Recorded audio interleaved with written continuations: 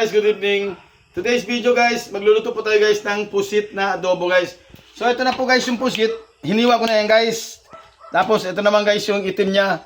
So ito naman guys, masangkap natin bawang, sibuyas, luya. Guys, pinitin natin ng mantika. So automatic guys, may mantika na po tayo dyan guys. So yan, mainit na guys ang mantika guys. Iulog na natin guys ang bawang. Yan.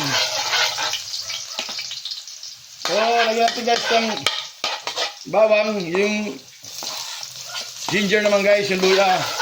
Tapos yung sibuyas. Yan.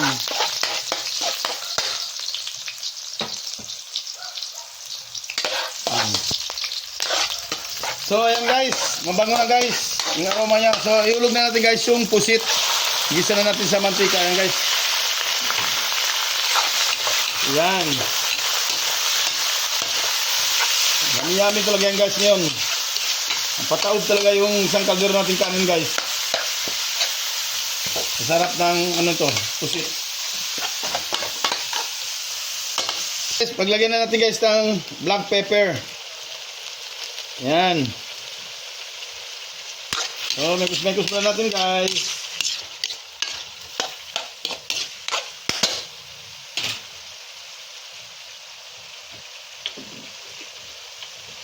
So guys, lagyan na natin guys ng suka. Konti lang guys, pandimasim.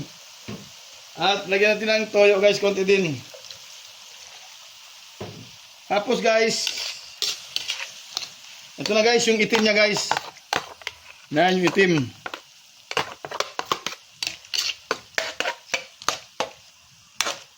So ayan na.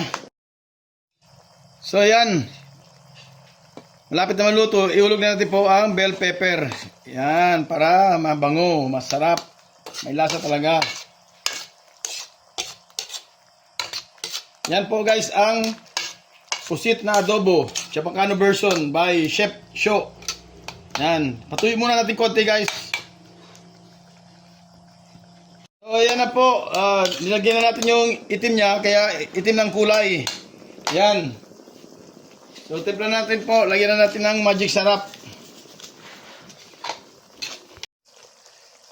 So ayan po, luto na po ang adobong pusit natin, Chabacano version.